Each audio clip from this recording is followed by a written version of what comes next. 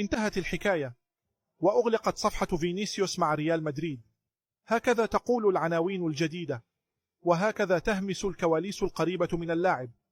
مصادر مقربة تؤكد أن فينيسيوس يعيش ضغطا نفسيا رهيبا، ضغط بدأ منذ ليلة الكرة الذهبية حين كان يرى نفسه على عرش العالم، فاكتشف فجأة أن العرش ذهب إلى رودري. تلك الليلة لم يخسر جائزة فقط، بل خسر صورة كان قد رسمها لنفسه. أنا الأفضل في العالم. حاول أن ينسى، حاول أن يبدأ من جديد، لكن العاصفة لم تهدأ. هذه المرة جاءت الضربة من المدرجات، صافرات استهجان في البرنابيو، وانقلاب مفاجئ من جمهور لا يصفق إلا في أوقات الفرح.